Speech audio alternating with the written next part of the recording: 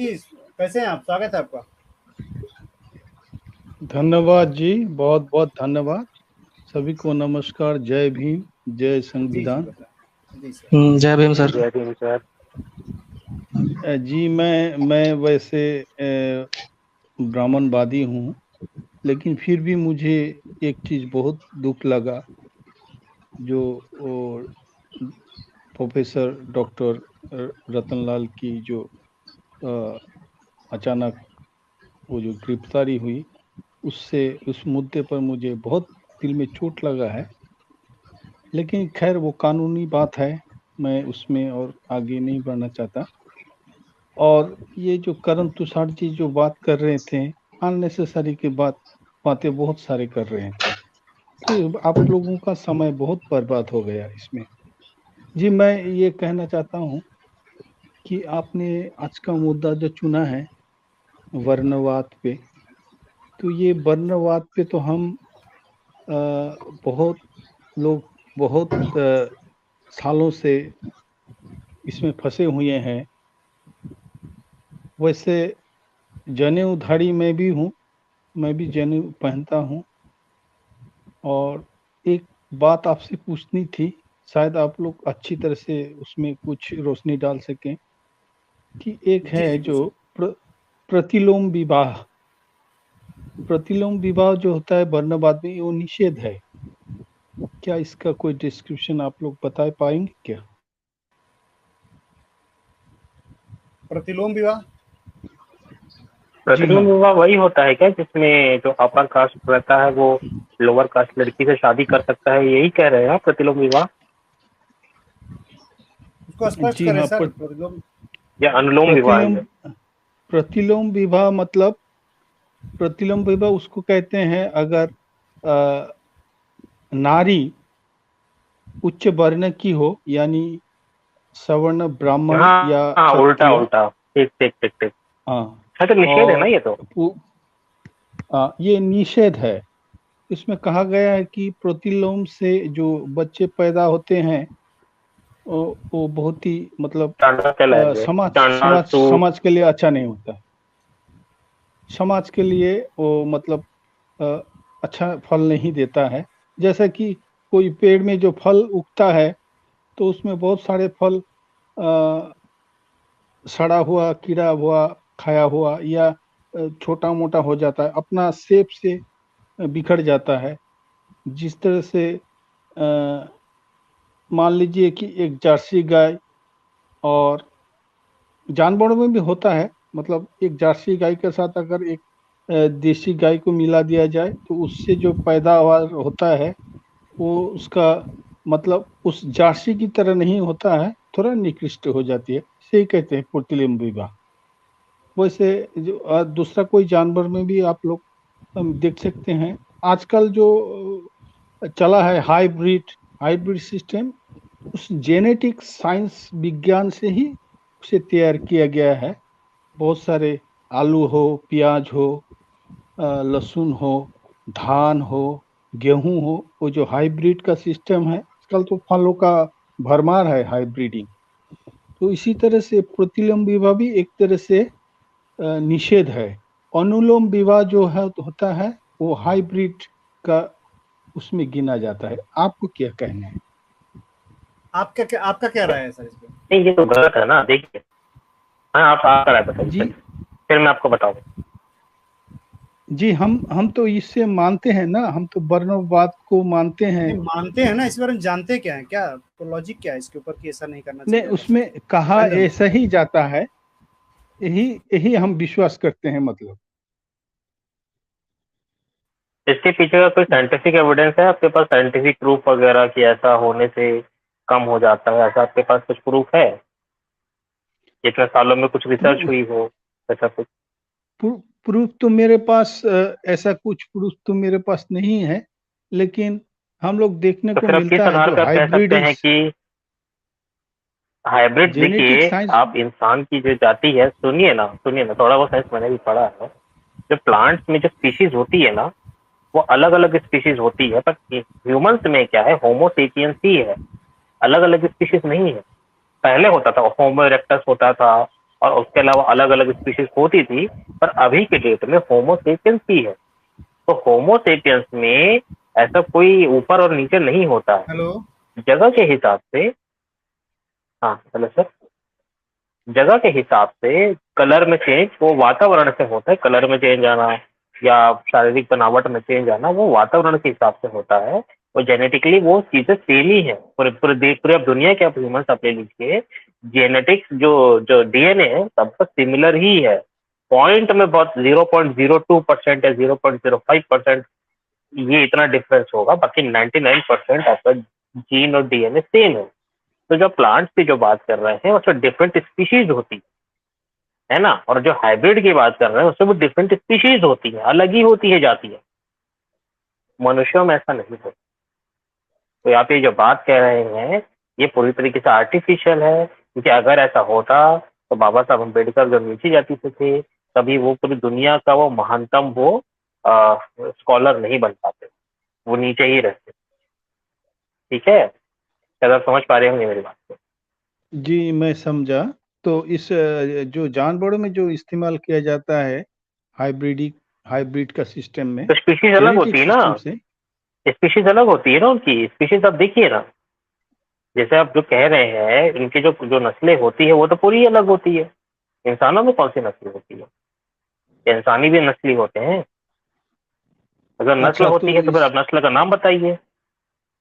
जैसे अच्छा जैसे मान गाय लीजिए। में, हाँ हाँ बताइए। कहिए। जैसे कहिए गाय हाँ में आप जैसे। कह दिए जर्सी होती है, नील गाय होती है, और भी कई तरह के जैसे गाय में वंश होते हैं, वैसे इंसानों में वंश बताइए, फिर वंश का नाम बताइए, साइंटिफिकली प्रूव करिए। अच्छा तो हाँ इंसानों में यही जो वर्ण जो ब्राह्मण क्षत्रिय वैश्य शूद्र बनाए हैं, इस इनमें से वो उसको भाग किया गया तो है ना ऐसे। उसके पीछे का मतलब आप ये समझिए कि ब्राह्मण क्षत्रिय वैश्य शूद्र, जैसे हम जैसे गाय है या कोई जानवर है या कोई पौधा है, अलग अलग स्पीशीज अलग अलग स्पीशीज के अलग अलग कुछ खासियत होती है। जैसे मान लीजिए जर्सी गाय दूध ज्यादा देती है, हमारी देसी गाय दूध कम देती है। तो क्या ऐसा कोई आप फिजिकल डिफरेंस आप चारों वर्णों में बता सकते हैं जो बराबर हो? मतलब आप एक ब्राह्मण को रख दें, क्षत्रिय को रख दें, वैश्य को रख दें, शूद्र को रख दें, एक लाइन में खड़ा कर दें, और आप बता दें कि भैया ये शूद्र है, इसके अंदर ये फिजिकल ये चीजें अलग है बाकी तीनों से। ऐसा कोई आप बता सकते हैं? ऐसा कोई डिफरेंस? ह्यूमन बॉडी के हिसाब से तो कोई चेंजेस तो नहीं है, लेकिन तो फिर फिजिकली आपने किस आधार पर वर्गीकरण किया? फिजिकली अच्छा लुक्स। एक मिनट चैतन्य जी एक मिनट। लर्निया जी अगर आप इजाजत दे दो, एक भाई और भी ले हम लोग, क्योंकि हाँ सर, आप या जोड़ तो सकते आपको हैं। डिस्कशन करना है तो बोल सकते हैं। हाँ, ये चैतन्य सर को मैं जवाब दे देता हूँ, फिर उसके बाद मैं जाऊंगा तो हाँ शायद बोल बाद में दीजिए। ही ज्वाइन करूँ। तो देखिए चैतन्य सर, जो आप बता रहे हैं, जो बातें आप कह रहे हैं, इसके लिए एक स्टडी होती है जिसे हम लोग एंथ्रोपोलॉजी कहते हैं, जिसको हिंदी में कहते हैं मानव विज्ञान। ठीक है। एंथ्रोपोलॉजिकल स्टडीज में पहले ये माना जाता था कि इंसानों में भी प्रजातियां होती हैं जिन्हें हम लोग रेस कहते हैं, और उसी के नाम पे बना था रेसिज्म, जिसे हम लोग नस्लवाद कहते हैं। लेकिन अब ये प्रूव हो चुका है कि इंसानों में रेस जैसा कोई कॉन्सेप्ट नहीं है। ठीक है। तो इंसानों में जो भी अभी स्पीसीज बची हुई हैं, जो अभी स्टार्टिंग पर इस जमाने में है, उन्हें हम कहते हैं होमो सेपियंस सेपियंस, जिसे कहा जाता है मॉडर्न ह्यूमंस। ठीक है सर। अगर आपके वर्ण व्यवस्था के लॉजिक को हम मान भी लेते हैं तो ठीक है सर, आपके यहाँ पे 4 स्पीसीज हैं, तो आप ये बताएं यूएस में ऐसी 4 स्पीसीज क्यों नहीं है? पॉइंट ये उठता है। कोई ऐसी कंट्री ले लीजिए जहाँ पे पूरे इस्लाम के लोग रहते हों, वहां पे ऐसी 4 स्पीसीज क्यों नहीं है? और अगर आपने 4 ही बनाई थी तो 4 से ज्यादा क्यों नहीं है, कम क्यों नहीं है? जो ये वर्ण व्यवस्था है ना सर, ये बाबा साहब ने कहा था कि जो डिवीजन ऑफ लेबर नहीं है, ये डिवीजन ऑफ लेबरर्स है। तो ये काम के आधार पर बांटा गया था, फिर उसको जाति बना दी गई। इसका कोई इससे रिलेशन नहीं है, नस्ल से कोई रिलेशन नहीं है। और रही बात जो आप हाइब्रिड की बात कर रहे हैं सर, हाइब्रिड का कॉन्सेप्ट इंसानों में अप्लाई नहीं हो सकता है, क्योंकि जो रेस का कॉन्सेप्ट है वो बस्ट हो चुका है, यानी कि उसके पर रिसर्च हो चुकी है। और ये साइंस मतलब एंथ्रोपोलॉजिकल स्टडीज में माना गया है कि रेस जैसा कॉन्सेप्ट ह्यूमंस में नहीं है। तो मुझे लगता है सर, अगर आप इसके बारे में बात करना चाहते हैं तो मेरी एक रिकमेंडेशन होगी सर, आप इंटरनेट पे सर्च करें कि रेस इज अ मिथ ऐसे करके, तो आपको एंथ्रोपोलॉजिकल स्टडीज मिल जाएंगे जहां पर ये अच्छे से एक्सप्लेन किया गया है कि वो कैसे मिथ है। अदरवाइज इस कॉन्सेप्ट को छोटे से टॉपिक पे समझा पाना बहुत मुश्किल है, क्योंकि सर मैंने एंथ्रोपोलॉजी पढ़ी थी, तो ये करीब 3-4 दिन का टॉपिक है, तो एक दिन में नहीं एक्सप्लेन कर पाऊंगा सर, बस इतना ही कहना है। नहीं, वैसे वैसे चैतन्य जी को छोटे से लॉजिक से भी समझाना जरूरी है कि आप ये कह रहे हैं कि मैं मानता हूँ, और इन्हें हाँ मानने और जानने में अगर चैतन्य जी अंतर समझ पा रहे हो तो शायद हमारी बातों को बहुत आसानी से समझ जाएंगे। हाँ, ये बात भी सही है सर। हाँ सीधे जी, मतलब बहुत बहुत धन्यवाद जी। मैं समझा। मैं ब्राह्मणवादी हूँ, लेकिन मैं संशयवादी भी हूँ।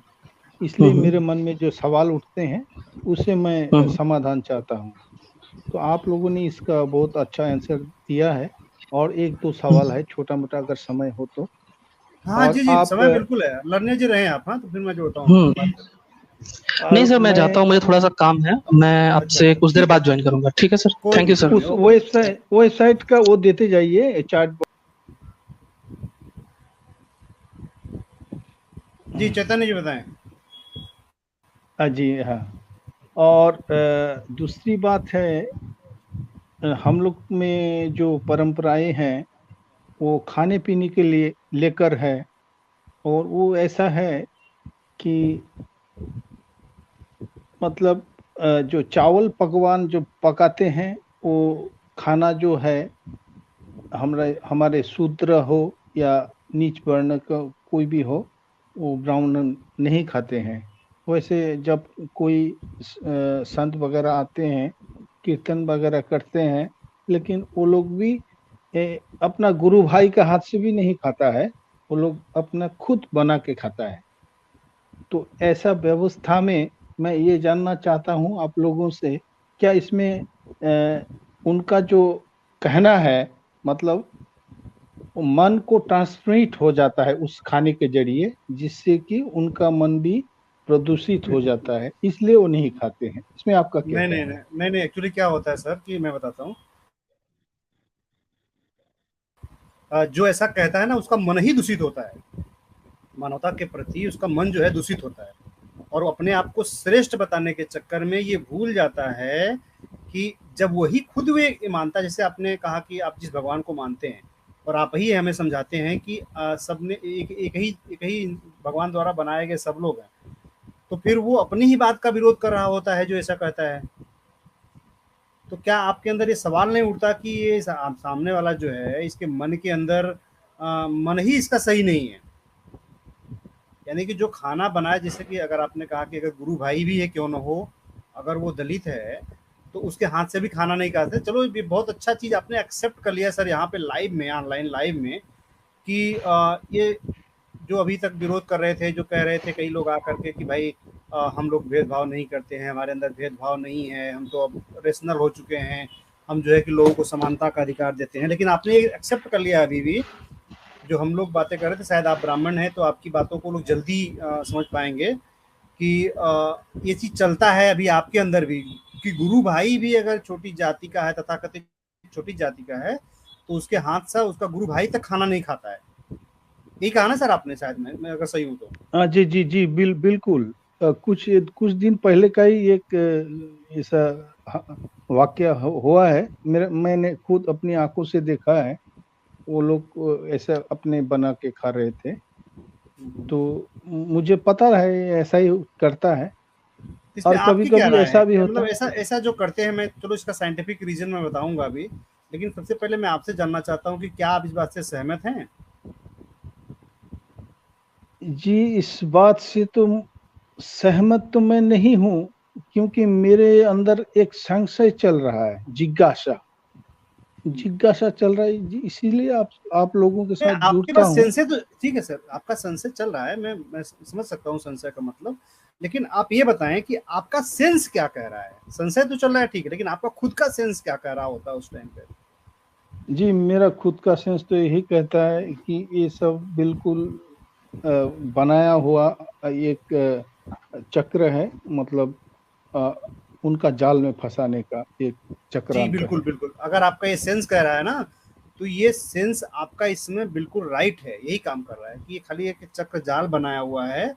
और हालांकि जो गुरु भाई की बात हो रही है ना, उनके अंदर भी इस तरह से उनके माइंड को, उनके ब्रेन को वाश कर दिया जाता है कि उनको वही समझ में आता है जो उनके गुरु बताते हैं या उनकी किताबों में लिखी होती है वही सत्य है। देखिए, रेशनल जो होते हैं, जो तार्किक होते हैं, जो जैसे हम रियलिस्ट हैं, तो हमें ये तुरंत ये समझना चाहिए, हर चीज़ पे उस पे सवाल करना चाहिए कि यार ये कैसे सही हो सकता है।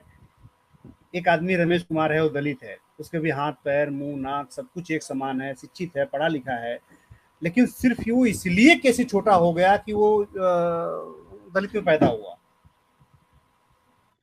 दलित जातियां तो बनाई नहीं होगी, ऊपर से आई, आपका जो वर्ण व्यवस्था तो आया नहीं, क्योंकि इन्होंने भी बनाया हुआ है। तो यही सही है, यही सही है, ये कैसे सही है? आप, मुझे लगता है सर कि आप जिस तरह से संशय में हैं, अगर इस संशय से बाहर निकल करके अगर समाज को एक अवेयरनेस का काम करेंगे तो आप जो है ना हमारा 1000 गुना ज्यादा लोगों को समझा पाएंगे। क्या कहेंगे भारतीय जी आप? रमेश जी जय भीम, म्यूटिक भाई जय भीम, चैतन्य जी आपको भी जय जय भीम। जय- ये बिल्कुल ठीक जय है भीम जो सर आप जी। कह रहे हैं, लेकिन देखिए इनको एक छोटा सा एग्जांपल मैं भी दे देता हूँ। चैतन्य जी आपसे एक छोटी सी बात पूछना चाहूंगा, आपकी जो शादी हुई है वो ब्राह्मण समाज से हुई है? जी बिल्कुल अनुलोम विवाह हुआ है। मतलब ब्राह्मण ब्राह्मण से हुई है? जी और जो जी आपके माता पिता हैं वो भी ब्राह्मण ही थे? जी हाँ, एक ही वंशज के ठीक हैं।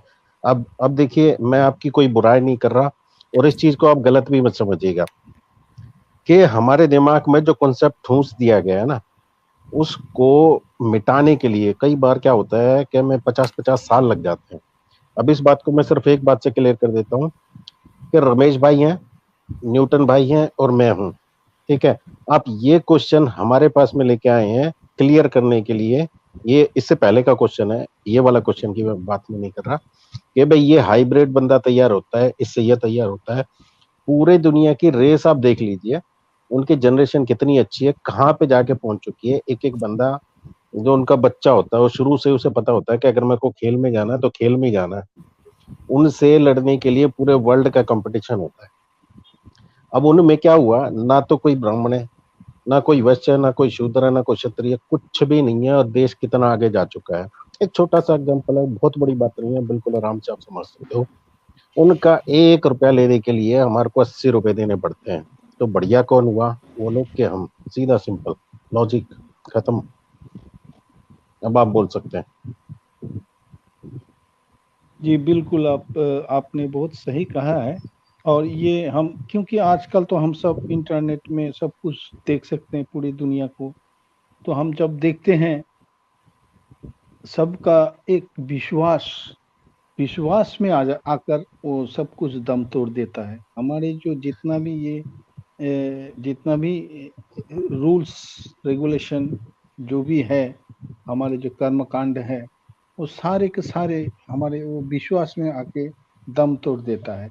क्योंकि सर जैसा जिस ही दिन आप हमारा इनको छोड़ दोगे आप बहुत आगे पहुंचोगे, बहुत आगे, आप यकीन मानिए बहुत आगे जाएंगे। आपके जो बच्चे हैं ना, वो कहाँ कहाँ जाएंगे आप पता नहीं, हाँ, आपको भी नहीं इसमें पता है मैं, वो कितनी भारती जी, ऊंचाइयों पे मैं जाएंगे। इसमें, जी भारती जी से मैं जोड़ दूं कि चैतन्य सर जिस तरह से सवाल करने की, जिसके अंदर सवाल करने की क्षमता आ गई ना, उसको बिल्कुल बिल्कुल। कोई भी रिलीजन, कोई भी बंधन रोक नहीं सकता कहीं से। हाँ एग्जाम्पल मतलब उसका थोड़ा मैं हूँ, समय न्यूटन जी लगेगा हैं। रमेश जी, थोड़ा समय लगता है बाहर निकलने के लिए, लेकिन बिल्कुल जाएगा इन चीजों जी से। बहुत समय लगता है, क्योंकि अगर मैं इससे नहीं सर, निकलूं तो लेकिन मेरा मैं समाज इस से बात से छूटना सहमत, पड़ेगा। मैं न तो चैतन्य जी से न तो भारती जी से सहमत हूँ कि समय लगता है।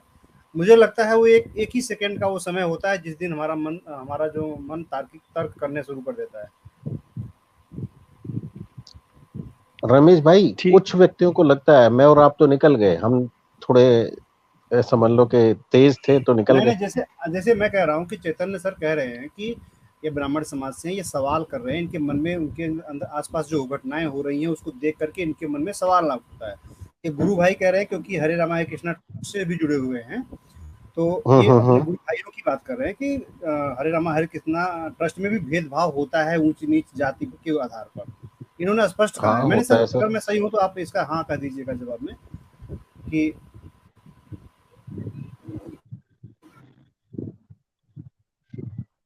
जी, ये आप होता अपना है ट्रस्ट से इससे जुड़े हुए हैं एक जहाँ पे भेदभाव होता है। वो तुलसी मालाएं पहनते हैं, चंदन का टीका लगाते हैं, ऐसे मेरा इसके खानदान में भी है। चैतन्य अ, चैतन्य सर, मैं एक बात बता दूं कि मैं भी 5 हरे रामा चैतन्य जी, आप जितनी जल्दी इन चीजों से बाहर आओगे ना, बहुत अच्छी बात है। इसके पीछे की सेवा। आप जैसे कह रहे हो ना कि भाई बाहर निकलने में टाइम लगता है, तो मैं बता देता हूँ मैं कैसे बाहर निकला था। एक छोटी सी लाइन मैंने सुनी थी। एक नदी है, गहरी नदी है, उसको पार करने के लिए आपको क्या चाहिए? या तो तैर के जा सकते हो, ठीक है, या नाव से जा सकते हो।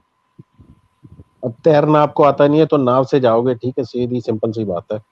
तो नाव से जब आप उस तरफ पहुंच जाओगे, तो नाव को आप पूरी जिंदगी सर पे उठा के नहीं घूमोगे, आप उसको वहीं छोड़ दोगे और आगे बढ़ जाओगे, क्योंकि आपका काम हो चुका है। अगर आप नाव को पूरी जिंदगी सर पे ढो रहे हो, अभी भी ढो रहे हो, है ना, तो ये आपके लिए फायदा है, नुकसान है, अब ये आप सोचिए।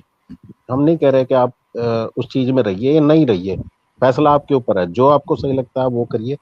मेरा इतनी सी चीज से बिल्कुल इस चीजों से मन हट चुका था, और आज मैं काफी आगे हूँ।